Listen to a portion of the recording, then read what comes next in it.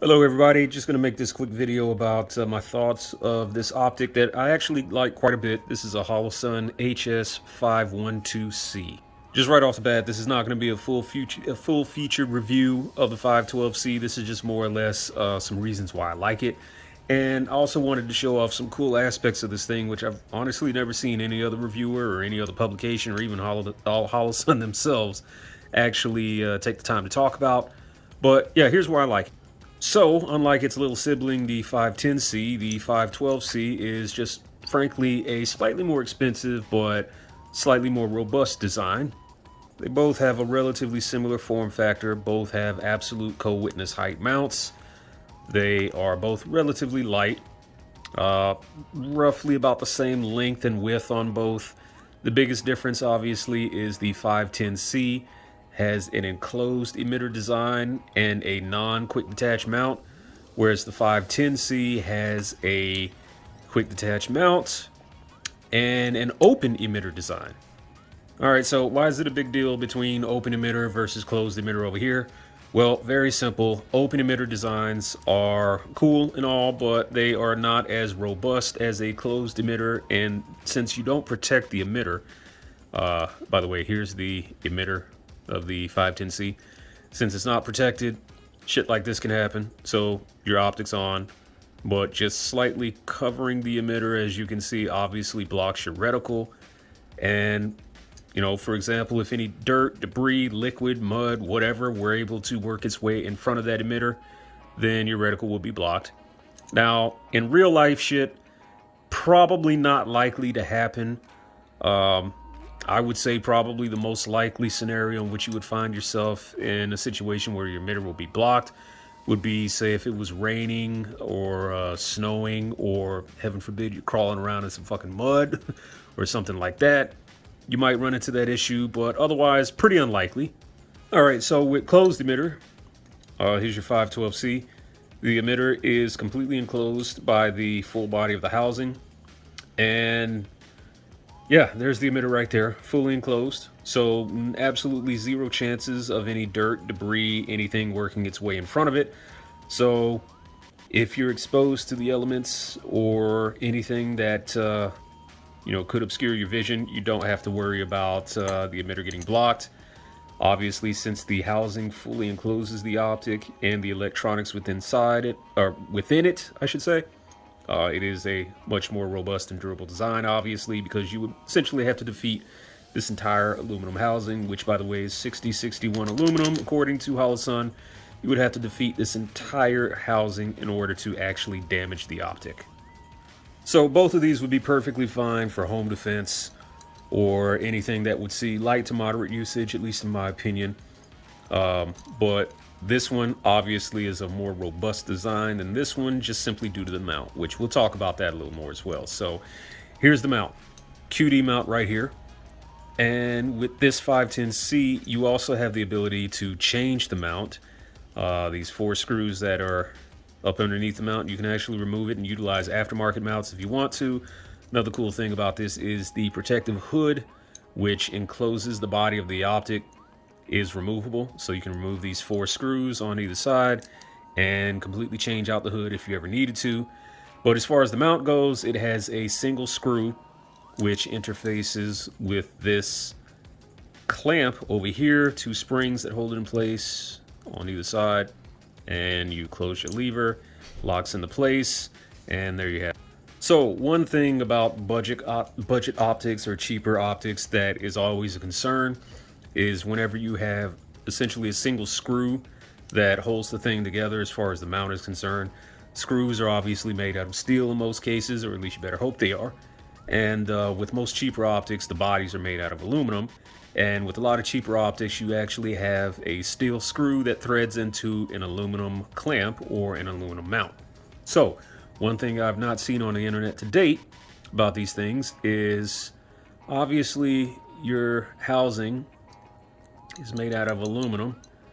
Holosun actually advertises the body as, I think, 6061 aluminum, but your screw is steel.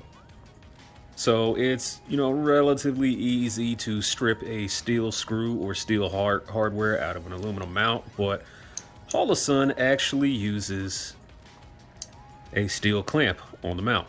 This is a magnet, in case you haven't figured that out already. So yeah, we have a steel screw, steel clamp. I did not know that. So with that said, even though this is still a pretty budget grade optic in my opinion, it's actually fairly robust, and other than the open emitter right here, this optic is actually pretty durable. It's pretty tough. You can see some scuff and wear marks on it from where I've been using it. I've actually grown to like this thing quite a bit. I think it works quite well for something like home defense, light to moderate usage. Perfectly fine in my opinion. So enter the 512C over here. You do not have a quick detach mount, but this thing is actually substantially more durable thanks to the totally enclosed emitter, the full body design. So the mount is not separate from the body, which again, from a durability standpoint, is probably a good thing, but from a usability and practicality standpoint, you know, it's not going to be as easy to take this thing off or switch it between rifles if you need to. But once affixed to your rifle, it's substantially more sturdy, and here's why. You actually have these two integrated recoil lugs right here, which essentially just fit between two extra Picatinny slots on your rail of whatever gun you're mounting it to, and just provide more, you know, surface area or, you know, clamping area for it to mount onto. That is a good thing. That is a very good thing, because that means this mount is actually pretty tough. And just like the 510C, the clamp over here also made out of steel. So it will not easily strip this screw, because, you know, the screw is obviously also steel as well. And as far as durability is concerned, that's actually a very good thing. So I would say these things are probably a bit tougher than people give them credit for. I would definitely say that. So a little more about the 512C. You do have your solar panels on top. That's honestly not a big deal. I kind of think the whole solar aspect of Holosun optics is kind of a gimmick anyway. You know, cool feature, I guess, but who really gives a shit? With that said, your windage dial on the right, half MOA adjustments. Your elevation up here, also half MOA adjustments. You have your controls, your brightness controls over here. You can also set it to manual mode to control the brightness manually, or you can turn on auto brightness. You can change the reticle with those buttons as well. All your controls are essentially right there. But other than that, you actually have this quick detach battery tray, which is a very interesting design choice. But here's essentially how it works. So you just, if I can actually get my finger in there, yeah, you actually just flip it loose, turn it, and then your battery tray comes out. There's your battery, and then when you want to replace your battery, you just put it back in there, rotate this lever, and then close it, and boom, your reticle's back, as you see. Again, interesting design. Damn, I can't even talk. Interesting design choice, but I would have rather had a QD mount, Holosun, if you were listening. But hey, cool nonetheless. But yeah, all in all, 512C, what do I think of it? I actually like it quite a bit. If you can live without the QD aspect of the mount is actually quite sturdy. It's sealed. You can see all the glue and the sealant that they use here, so it is water resistant. Probably waterproof, but we'll say the official term is water resistant here. It's IP 60 something rated, I believe. Might be wrong on that, but I think just going off the top of my noggin right there. But yeah, this thing is actually tougher than people give it credit for. The mount is pretty solid, as you can see, and it's actually a pretty solid optic. It's very well built. The entire housing is 6061 aluminum. So again, to somehow damage this optic, if you don't, you know, obviously damage the controls or the buttons or fuck up the mount somehow, you would literally have to defeat all this aluminum, which is a couple millimeters thick, to interrupt the optics and the electronics somehow, which I would imagine is pretty tough. You know, you'd have to be trying really hard to fuck this thing up. Compared to something like this is a holographic optic, obviously. And yeah, to somebody with an astigmatism, you might have issues with the clarity of the reticle on something holographic like this. With an LED style emitter, my eyes actually find these things to be very crisp and clear. Not quite the same with holographic reticles, but I do tend to like both of these quite a bit. and I think they will work well for most people. And they are relatively rugged and durable, all things considered, especially when it comes to the cost. This one more so than this one, obviously, but they both work great. And you know, for a home defense setup, or for something, you know, that you're just going to use plinking at the range, or even courses, these should work perfectly fine.